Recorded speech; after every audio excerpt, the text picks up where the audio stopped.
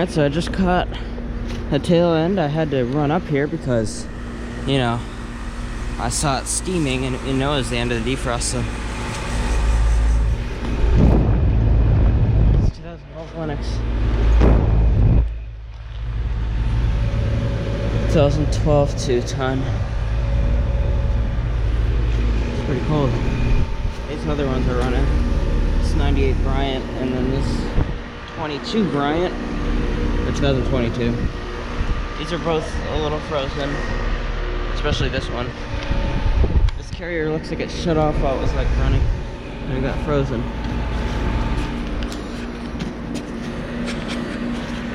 But yeah, thank you for watching, and over.